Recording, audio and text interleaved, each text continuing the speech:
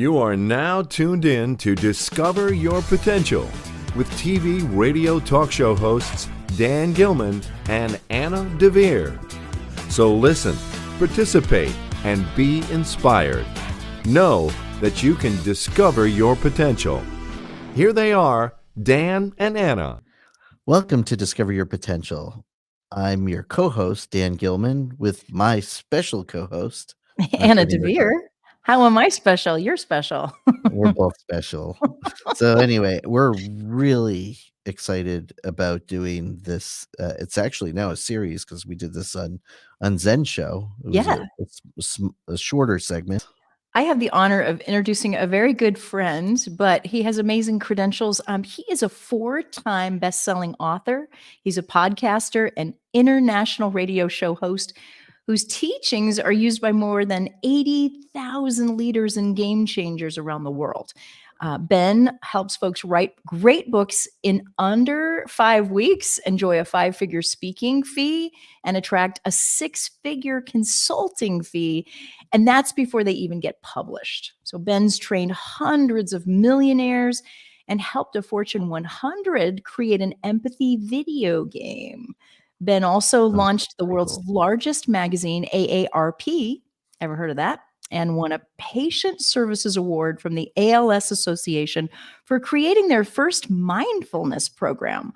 I just kind of want to bring him up. Ben Gioia, come on out. Drum roll, please. There he is. Hey. Thank you, Anna. Thank you, Dan. It's such a pleasure to be here. It's so cool. You know, we do this obviously virtually, but Ben, can you please tell people where your feet touched down this morning? Yeah, I'm in Valencia, Spain. I just moved here. This is day 11, I think. So suddenly new country, new continent, the whole deal. I think it's really exciting to catch you on this wave because I've known you for a couple of years. I've taken your program, obviously, with Influence with the Heart. And we both have new books coming out this year. Mine is based on your program, so we're going to chat about that. But thank you for coming, in so newly planted in a new place. You're kind of the expert, I think, at reinventing your life. So I'm going to throw you this question really right out of the gate. And that is, can you just tell our audience, why did you become a book writer in the first place? Yeah, thank you. Several reasons that span back over a bunch of decades. I wanted to write a book since I was 12 years old and had a whole bunch of life in between. And, Anna, as you had mentioned, I've been helping people, create successes with fast books and, 5-figure speaking fees and 6-figure consulting. And I had the experience of having the opportunity to work or to do a training, I should say, at Stanford University several years ago. And the event planner reached out to me and said, hey, do you want to come do this training? I said, absolutely. We worked out the details, signed the contract. And this was a big coup in my business that this was happening. And the event planner said, we're so excited to have you. And I said, I'm so excited to join you. I said, by the way, I'm going to show up with autographed copies of my brand new book for everyone in your audience and your staff, about 130 books. She's like, oh my God, that's amazing. It's going to be really memorable. They're going to love it. I said, you're very welcome. We hung up the phone and I went, oh crap. I have to write that book right now. And I had 6.5 weeks between the promise and the actual book to make it happen. And so I got the book written in 3 weeks, produced in about 3 weeks, autographed many copies of the book, showed up. And basically that whole experience was the foundation for what has become Influence with a Heart and the business and, the amazing work that I have the honor and privilege to do, especially Anna, with people like you. Thank you. I really appreciate that shout out. Well, I want to say I didn't do my book in 5 weeks, but with your program, I got to sort of choose that. I know that your mentorship extends typically to about a year. And I got to say, when I started writing with you, I changed my book quite a few times. But I think, Ben, based on your life story, if you'd share just a little bit, you have an incredible life story that sort of brought you to this point where you felt like you had something to say.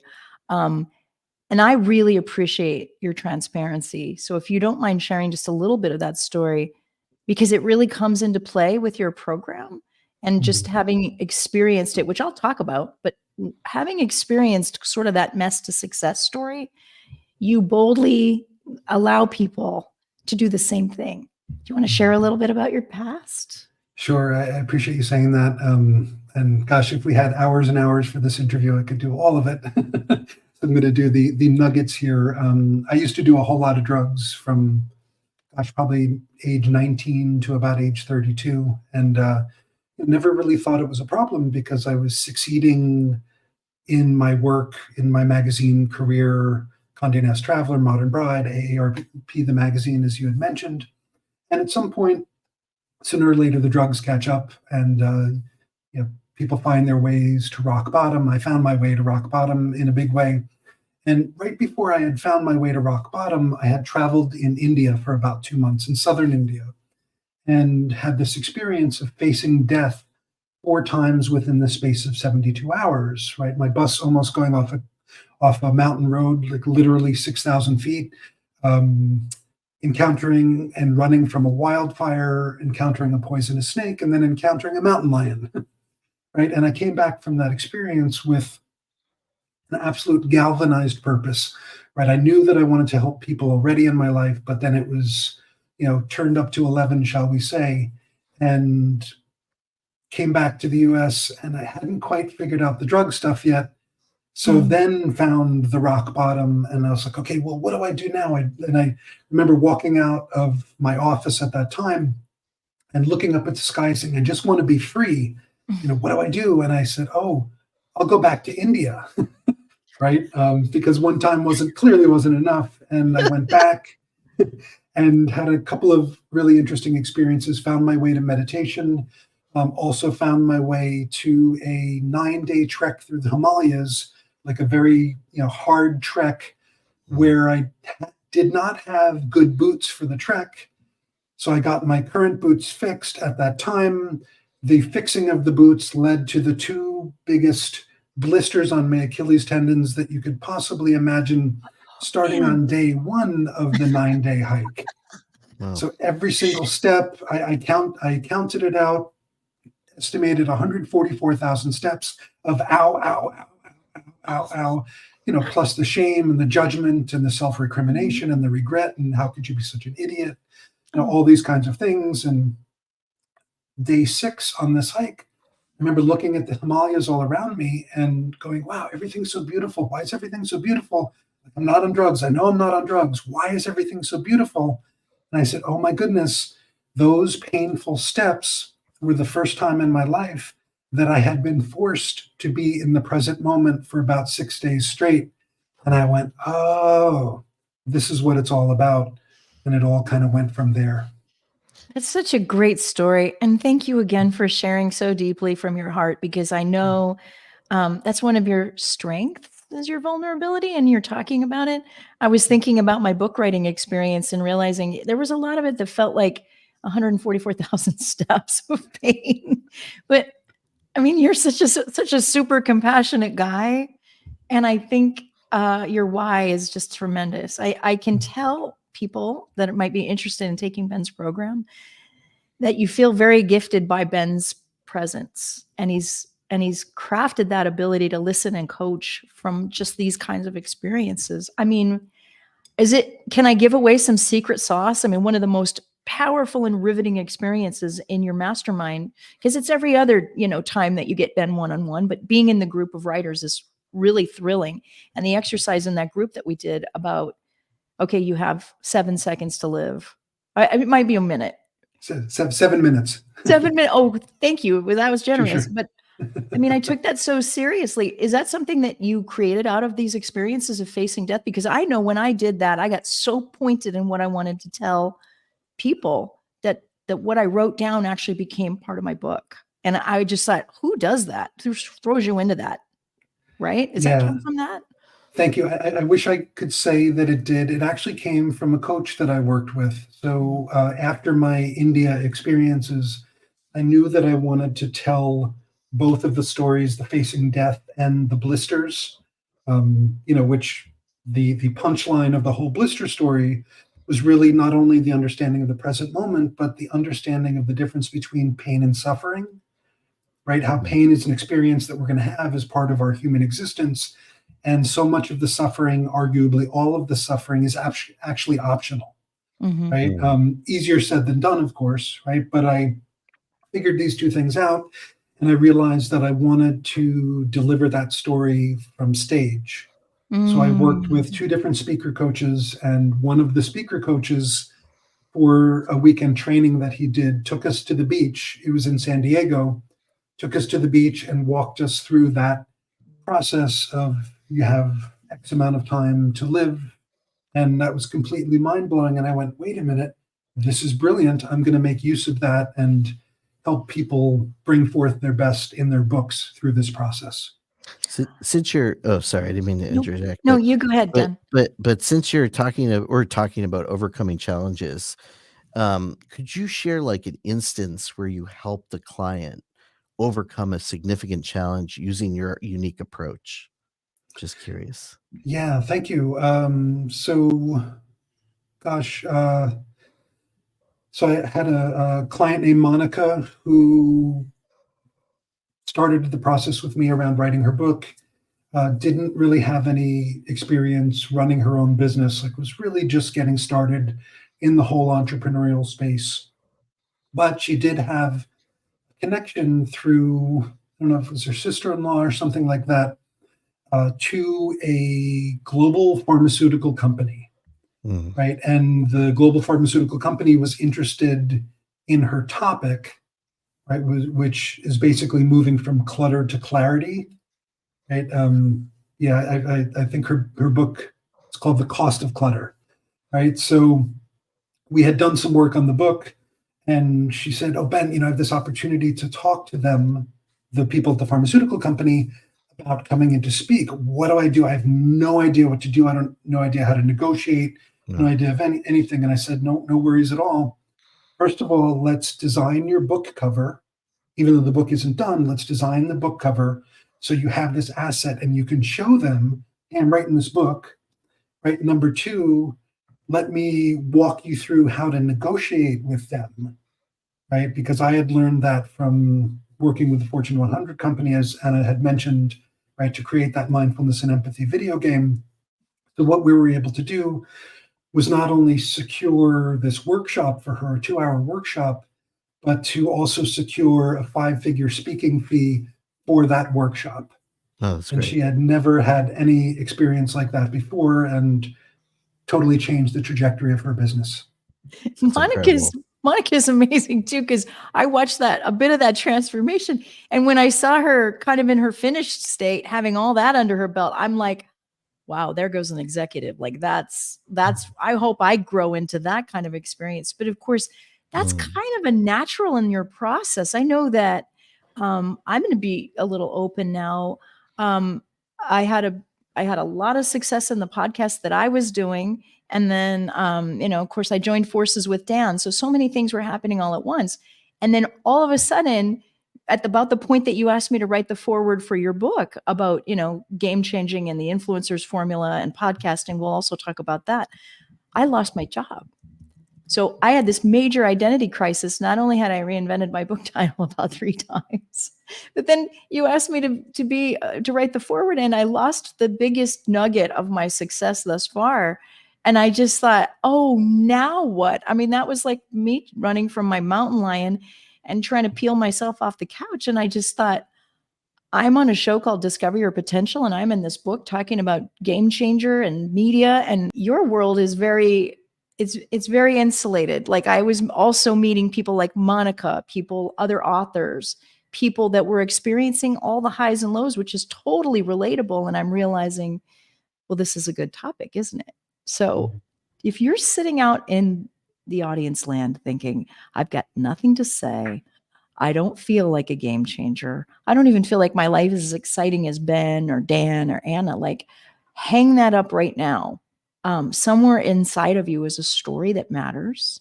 You are the only one that can tell it from your unique perspective. You're uniquely qualified. This is a historical moment with this brewing in your brain. And, influence with the heart is a very soft landing, and Ben is a very capable coach. So there's my nickel plug. I kind of kind of want to fun. It's such a joy to have Ben Gioia in the house, and his name means joy in Italian. Is that right? That is right. Yes, it's been a fun name to live up to, and Yeah. certainly a gift. Right. Well, I mean, I can appreciate you as a personal development coach. Do you consider yourself a personal development coach, or is that just a moniker you don't really get It's into? funny. I think Anna, you're the person who brings that up more often than anybody else in my world. Hmm. And when you and I'm like, oh yeah, that's what I do. That's part of who I am. And I never really think about it. But then when I'm reminded of it, I take a step back and I realize I totally am, because writing one's book is one of the major, most impactful forms of personal development that that anybody can take on, and not only personal development, but I'd say spiritual development as well. Hmm. You open that door and stir the pot, and everything changes. Yeah, there's this magic around saying I'm a book author. I mean, I tried that title out for a while before I actually believed it, but I think that was the most challenging thing for me in your program, was just the belief in myself. Um, which again, I want to encourage people. You probably feel like a poser. I don't know, Dan, you're a book author. I mean, has that ever kind of come full circle for you where you go, yes, I'm in a best-selling book with Jim Britt or Healthopedia? Do you feel like the title book author has like given you more pep in your step? Sure. I mean, it added more clout, although the books that I've authored, I co-authored with, right? So Mm. it wasn't actually my book, although I believe in a year or two, I'll be authoring something around Ooh. Yes. discover your potential, but around Yes. my mother's life and legacy. But I Mm. definitely feel like it does, create clout, and Mhm. obviously, you're giving your kind of side of your genius. So, and obviously, as you talked about Anna too, and that kind of segues into my question that I had, but you're always talking about impactful storytelling, Anna, Mhm. because you're an amazing storyteller. But um, I know storytelling is a powerful tool in your coaching, Ben. How, and I just wanted to find out, how do you guide your clients in crafting stories that resonate and create lasting impact? Yeah, thank you, Dan. That's a great question. Yeah, so stories are super important, right? I mean, it's the one of the oldest forms of communication. Before the cave paintings on the walls, there were stories around the fire, and we're still doing it, and literally and figuratively. And I mean, first and foremost, just I help people identify what is that mess to success story of theirs, or at least what's one of them, because sometimes we have several. I know I Right? have several. Me too. Right? Yeah, yeah. So identifying that story and just literally walking people through a very simple, if we want to call it framework or set of steps, to say, here's where I am now, right? Here's where I am successful in XYZ kind of ways, right? It wasn't always like this, right? Back in the day, I was a hot mess, and it was really bad, and it was really bad like this, and it was terrible like this, and I was, laying in the gutter, looking up at the sky, or whatever equivalent that is. And I saw the light, whatever version that is. Got myself up out of out of the gutter, right? Started doing XYZ. Things started getting a little bit better. And then other people started noticing, and I would help them do it. And then suddenly I realized, wow, I could help a lot more people change their business, change their life, change their experience from my story, which leads back to the success of today. Hmm. I'm amazed at the combination of people that are drawn to your program. And I never fail to just get something. I love getting out of my own story, right? To talk to police officers and corporate culture experts and the futurist that's now killing it in the world, right, Maggie? Oh my, and I'm so fascinated by it. You must love the experience of watching people's belief in themselves blossom. But strangely, your formula works for all those disparate people. I mean, do you want to talk about that a little bit? You've alluded to it, and I'm giving you my idea around it is that I didn't expect to be able to write a self-help book. I didn't expect that storytelling was self-help until your program sort of brought that out as well. You've already kind of mentioned it. Is there anything else you want to talk about your program that highlights why that works for so many people? Yeah, I think the biggest part of it is the first step in the whole process. Well, the first two steps in the process, right? And Anna, you had given voice to it already a little bit, right? I tell my authors, I tell everybody who will listen to me about this, right? As soon as you have an idea for the book, for any book, right? Start calling yourself the author of a forthcoming book about X, right? Even if you don't know the title yet, even if you just have a sense of the topic, start owning that for yourself, because not only are you stepping into that reality, but the people around you who hear you saying that, or who are reading that on your website or on your LinkedIn profile, they're going to perceive you a little bit differently, right? So first and foremost, leveraging the book, the idea of the book, the concept of the book, before it's published, before it's finished, is tremendously important and powerful and effective, right? It's like, why wait to make money? Why wait to make impact, right? Why wait to help change the world? So that's one part of that. The other part is what I actually teach in the process, the business development aspect of writing the book, right? Because most people, the mistake they make with their books, and this is pervasive, let me say, mistake with business books, right? Because we're not talking about a novel here, is that people, they're like, okay, I'm an expert in my stuff, or I'm a thought leader in my stuff. I'm going to write a book and I'm going to put it out there, and then it doesn't work. And it's like, okay, well, you need to solve for that, that gap.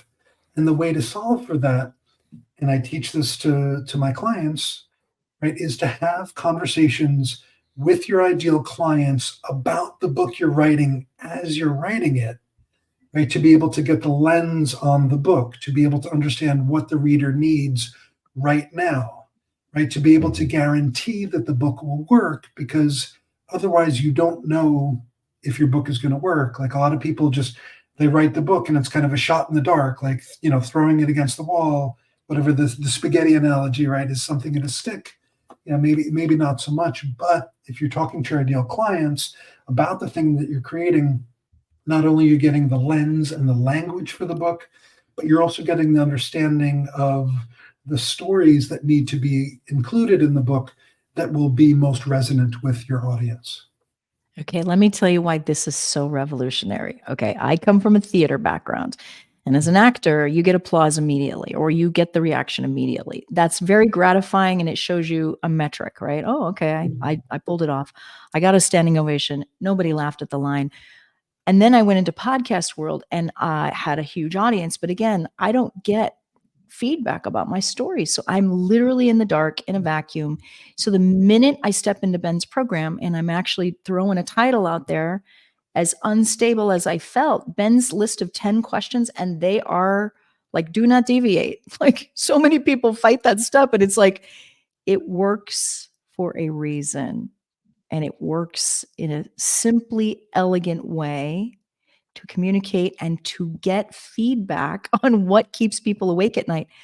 That's when I realized, oh, I actually could help people. Now I realize I've helped hundreds of people. And that even that last step of the process where you're celebrating your success and going, wow, this has literally got some teeth to it, right? That's all part of the process. But it's amazing how formulaic and successful that is. Again, I'm talking everybody off the ledge right now. If you don't think you have a book, if you want to write a book, the process just helps. It's tremendously streamlined.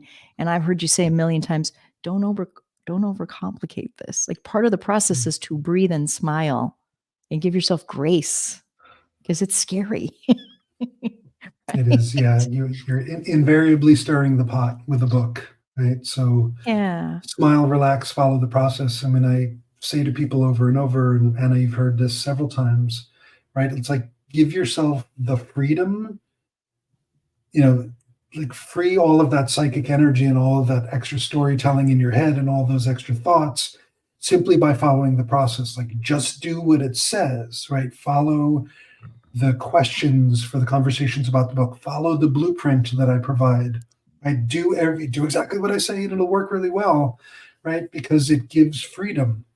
And that's the most beautiful thing about this. And so many of us, myself included, you, Anna, and a lot of people who are in with me right now, like they really struggle with following the directions, right? Because everybody's creative and everybody's inventive, and everybody wants to put their own spin on the process. And I get that. I mean, I do that too. I think that's part of being an entrepreneur, or part of it for many entrepreneurs. And I say to people over and over again, right? And because I was born in Brooklyn, I can say it: just freaking do what I say, right? Just freaking do it. I've never heard you say it like that. I didn't know you were from Brooklyn. Oh, that meant you could have kicked me harder then. You would have done what you say then. I think it's very vulnerable. You are an expert in your field. Let's just say I've met some wildly impressive people in your circle of friends, but you're not an expert at book publishing. Let's segue there and just talk about what the difference between self-publishing and professional self-publishing, because I spotted that the minute I sniffed you out, Ben, and I went, oh, there's 400 steps. I don't know any of them, but your magazine publishing, but your back end guys like Chris O'Byrne and like the team that take care of everything. That's a big upsell, a reason for me to jump in and do. Can you talk about that difference between going it alone and then professional self-publishing? Yep. And I'll add one more dimension to that, is that a big mistake that a lot of people like us, right, speakers, coaches, consultants, small business owners, solopreneurs, entrepreneurs, a big mistake that a lot of us make, and you don't have to make this mistake anymore, is to use a traditional publisher for your book, right? Do not use a traditional publisher for your book, right? Because if you use a traditional publisher, you literally sign away the rights to your book. You sign away your intellectual property. You give up creative control. You give up creative freedom. You potentially have to get an agent. You potentially have to write a 35-page book proposal, where instead you can choose to self-publish, right, and get things done a lot faster, the way you want it, on your schedule, in your realm of creative control. But then here's the rub: self-publishing has a bad reputation because everybody and their mother, so to speak, has put a PDF up on Amazon and been like, look, I self-published my book, and it's a complete piece of crap, right? And Amazon is glutted with books, right? Mm-hmm. And there is a glut of books out there, absolutely, right? So here's where this professional self-publishing comes in, working with a company who can provide all the cool things, all of the relevant, beneficial things for publishing your book, right? The editing, the cover design, the interior design, the keywords, the categories, right? Making sure that your book is available in 40,000 places around the world. Let me say that again. You and me, right? We can have our book available in 40,000 places around the world by checking the right boxes, on Amazon and a couple of other platforms. Right? But most people who self-publish on their own, right, it's kind of like fixing your own toilet or doing your own electricity. Like, you're going to get electrocuted, you're going to get burned, you're going to make a mess. It's going to be really unpleasant. So get professional help, Yeah. Right? Just sometimes, like therapy, get professional help. Really, really important for your book, hence professional self-publishing. Do you ever help? I'm just curious, because I know a lot of people who are looking at children's books as being a venue. Do you also help people also do children's books as well, or is it mainly just adult? Yeah, thus far it's been adult business books, but I do point people in the directions sometimes, whether they're writing and developing their children's book or at the point of publishing. The folks that Anna mentioned, Chris O'Byrne and the folks at Jet Launch Publishing, they've done a bunch of children's books as well as books for adults, shall we say. And they've done, at this point, this is part of why I work with them. They've been in business for 16 years. They've done more than 14,000 titles. That's incredible. Completely mind-blowing. Yep. And I still remember the interview with Chris O'Byrne, because there's an intake, there's a process. And by the time you get to kind of where you've got the blueprint, where you're going, you have quarterly blueprint, check-ins too. And I remember meeting with Chris O'Byrne and thinking, okay, well, I'm going to change the world, and my keyword is game changer. And I had a lot of comeuppance in that meeting, because I realized he's a seasoned professional who has helped 14,000 titles. It wasn't scary. It wasn't like a come to Jesus moment, but it was like I felt the professionalism in Chris, but he also has a tremendous amount of grace, the same as you do. And I think it just comes from being book authors yourselves. But I now look at the titles that he's got a book coming out. Can you remind me of that title? Because I need that book. I think every time I meet somebody new in your group, I go, I need that book. But Chris has got a book coming out for branding in particular. Yeah, actually, and I just chatted with him today. He's coming out with 2 books. So a little bit further down the line, a book called Influential You. Right, kind of what it sounds like. And a little bit before then will be a book called Your $1 Million Book. Yeah, he's serious about business books. Yeah, I like this. This is like, these are incredible people to get enmeshed with, obviously. But Ben, you have a book coming out in the new year. Do you want to talk about that? Yeah, thank you. It's called The Influencer's Formula. It's how to create a global thought leadership masterpiece with a podcast, book, or TV talk show. And it's co-authored with Donna Kunde from the IBGR network. And basically Donna, forget when it was, a year and a half ago or something, invited me to co-host a season of her podcast, or one of her podcasts, called Business Podcasting Made Easy. And Donna has a real cool process to help people develop their podcasts. She actually has them create a global radio show first, right? So she has a weekly, or has the author, the podcast host, create a 1-hour segment, 13 weeks, that is made available in 184 countries. And then the IBGR network, right, Donna's company, they take each of those weekly radio shows, chop them up into 4, and it turns it into 52 podcasts, right? So within the space of 13 weeks, not only does somebody become a global radio show host, but they have 52 episodes, a year's worth of podcasting. And first and foremost, I thought that was amazing. And I did that work with Donna. And as we were going through the process and developing that season of Business Podcasting Made Easy, Donna and I kept looking at each other and looking at our processes and going, wow, we're very similar in how we're helping the author or the host leverage their content and expedite the creation of something that can be used in a whole bunch of ways on a whole bunch of different channels, and really help position that author as or podcast host, right, as a thought leader, as an expert, and to really stand out in their space very, very quickly and effectively. And of course, to tie it all back to the business. Yeah. Ben, I think what really intrigued me about you from the get-go is that Influence with a Heart is about connecting to your heart space, about your passion and your purpose.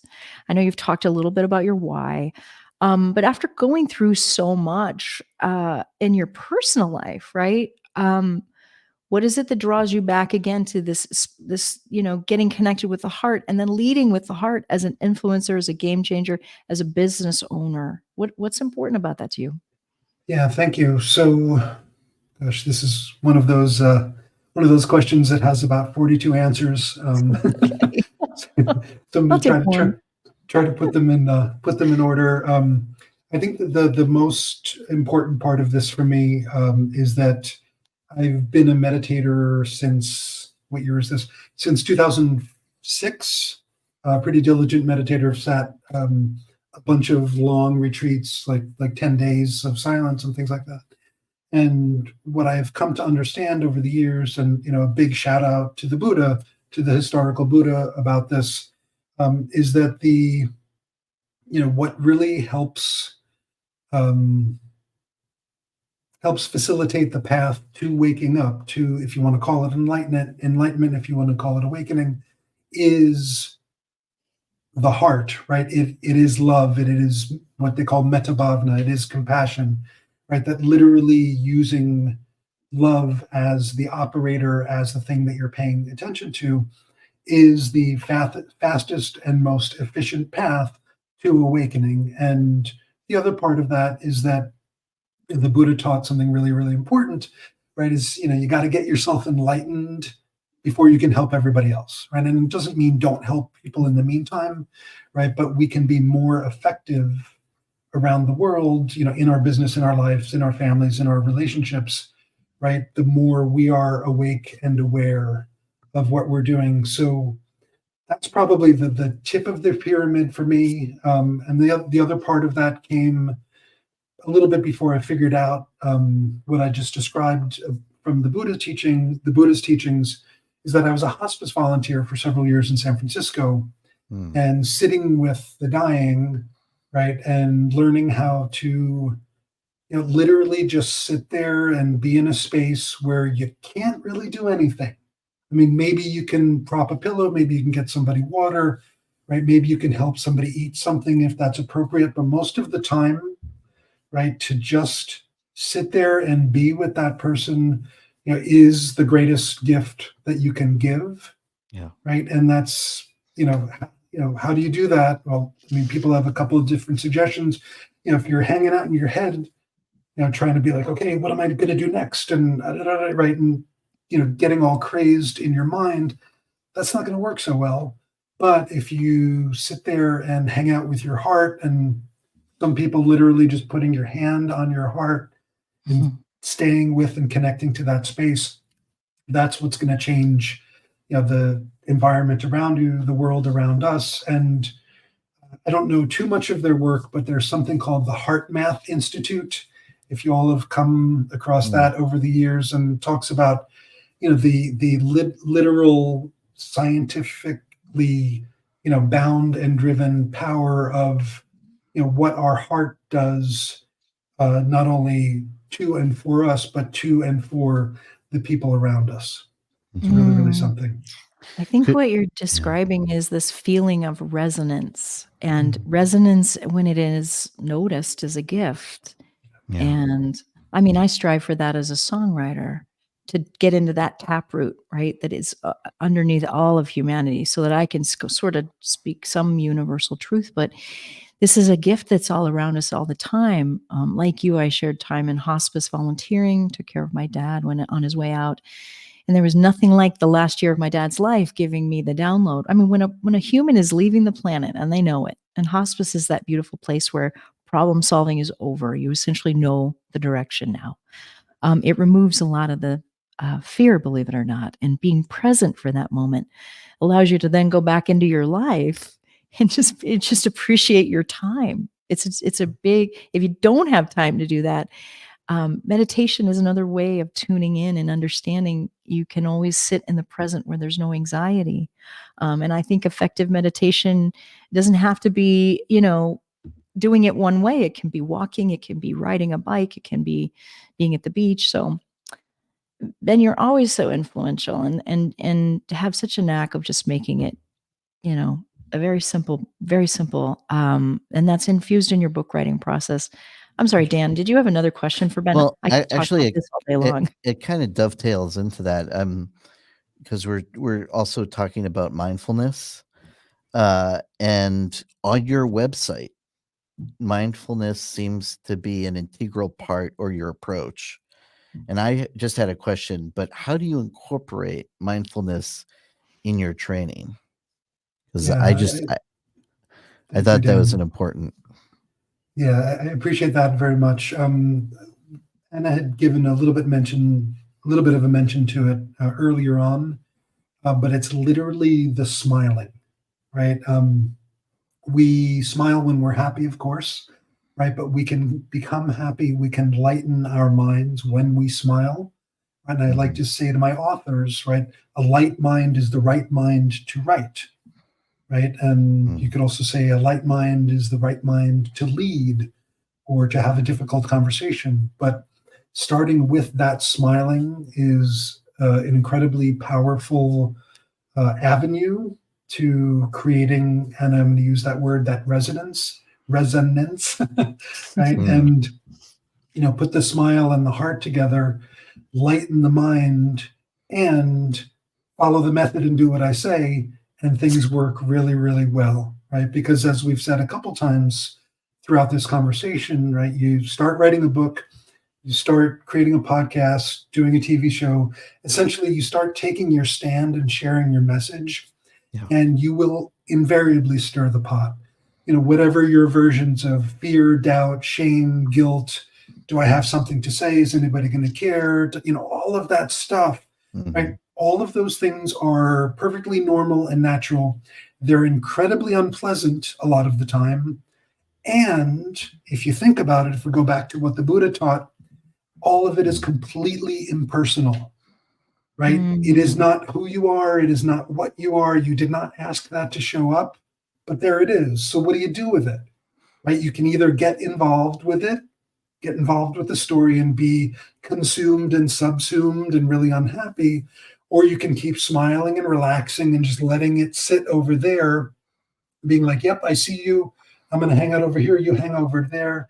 And the less you feed into the story, the less you get involved, the less you take it personally, sooner or later it's going to go away on its own. And that's what I try to keep reminding my authors of whatever that doubt, that hesitation, that, oh, I can't do it, right?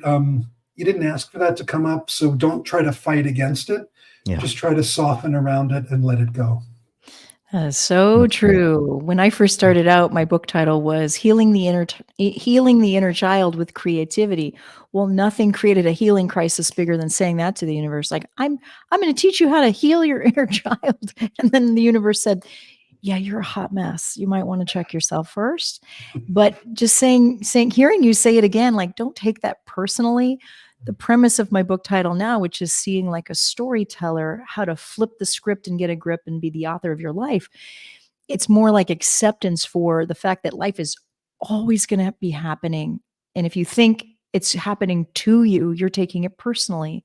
If you switch that around and think it's happening for you, you can get a little bit of an attitude adjustment, because life doesn't change in its speed or its variation of obstacles. It's your attitude. Nothing really got me through that graciously without, better than your program and that appreciation for mindfulness. Ben, so we're talking about self-doubt. Many people struggle.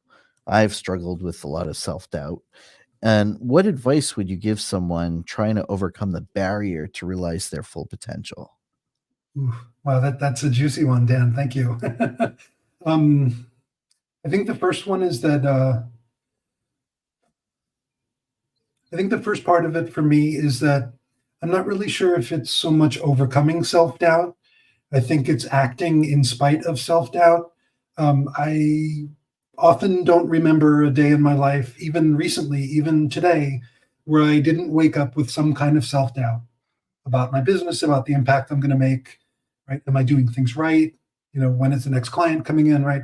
So I think self-doubt is one of those things, as we talked about before, that's impersonal, that comes up, right? So, to practice not taking it personally, when the self-doubt comes up, to smile and relax, right? To try to not get involved in the story, and to just take some kind of step to move in the direction of doing the thing, getting the thing done, just moving a little bit further down the path, right? And letting the self-doubt kind of fall to the side. And even if it comes screaming back at you or back at me, right? Just taking another step. I think that's all we can do, because if we try to overcome self-doubt, like, that sounds like a lot of work, and that sounds really difficult. And it sounds to me like we try to overcome anything, right? We try to push against something, right? It's going to push back on us really hard.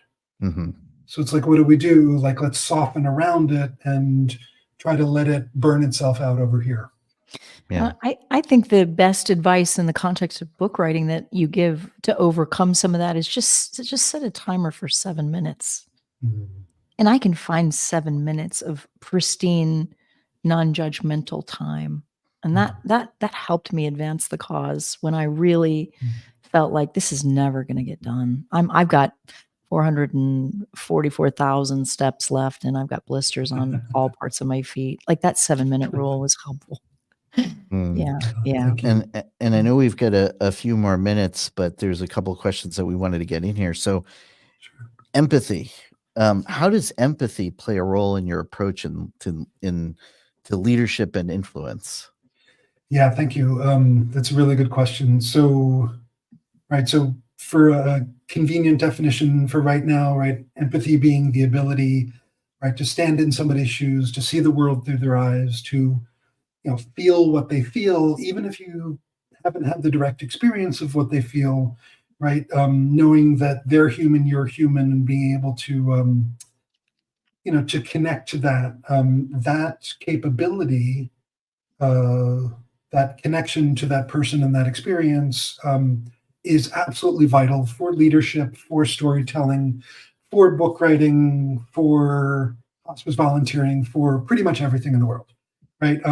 Empathy is the thing that's going to save the world, right? If we want to use those terms, right? Like, what do we need more of? Right? We don't need more intelligence at this point, right? We don't need more computers. We don't need more AI. We don't need more technology. We need more empathy. But right, empathies can be what's the word? There can be pitfalls to empathy, right? Because too much empathy can turn into burnout, right? So what I've learned from most interestingly enough, mostly Tibetan Buddhist teachers over the years was how do you actually move from empathy into compassion, right? Because a lot of people experience empathy burnout. Caregivers experience empathy burnout. So do leaders, so do coaches, right? But how can we still be in that heart space, in that space of love, but also create that separation, right? To be able to still stand, in our power and in our center, to be able to still, lead and make the impact we want to make. That's great. Mhm. And I know we're running out of time, but I have one other question. Sure. And we were just talking about the future vision. So, looking ahead, how do you see the landscape of leadership and influence evolving? And what role will your methods play in the future? Gosh, that Dan, that's a great one. Thank you. So I see more and more people stepping into leadership and realizing that they are leaders. And I say to everybody, you are a leader. Like, if you're influencing one person, if you're influencing 1,000 or 1,000,000 people, you are a leader. So own that, be that, and recognize that you can still make mistakes and you can still be flawed, but right, come from that place of heart and of love, right? Listen to the best of your ability, move from empathy to compassion as much as possible. I think more and more people, like I said, are stepping into that. I think more and more people are understanding the need for leadership, right? And this is something I say to my authors. I say to anybody who will listen, right? The world needs leaders now more than ever, right? And it's not just relegated to somebody in government or somebody at the top of an organizational chain or whatever the case may be, right? We all need to be leaders. We need to lead ourselves and therefore lead the people around us. And right, we can lead, from on the same level, right? Sometimes people, need to lead at the top of an organization, that's fine, or at the top of a government hierarchy, that's fine. But ultimately, if we can all be leaders and allow the people around us to be leaders, I think that's what's needed. And I think more and more people are realizing that. And gosh, where I fit into that, or my stuff fits into that, I just hope that more people write their books and tell their stories and share their messages, and thereby talk to their ideal clients about the book that they're writing so they can write a book that's going to help expand their business, expand their influence, and help them change the businesses and lives of the people that they serve. Yeah, it's all about inspiring and touching people's lives. That's great. Thank you for doing what you do. Thank you both. I am so grateful. And give us a shout out. Where can people find you? I highly recommend, obviously, this program. I hope that your blood is stirred a little bit if you're listening to this, that you are a leader. It reminds me of listening to 50 Cent talk about what kept him from a life of drug running in the first place. It was his grandmother.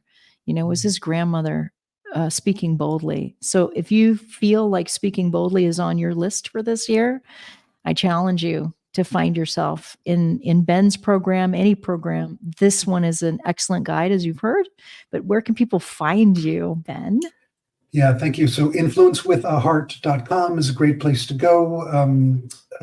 Also, if you check out influencewithaheart.com/learn, there's a wonderful resource that I have. We all need testimonials and reviews for our books and our business and our LinkedIn profiles.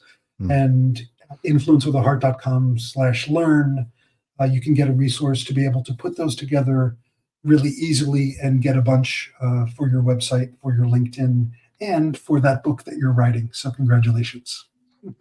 That's Thank great. you. Thank you, Ben. Come on down. The tribe is bumping. It's really good over here.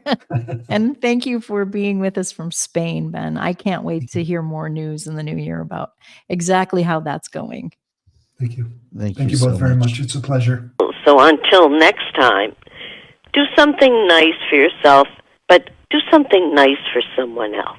Something about gravity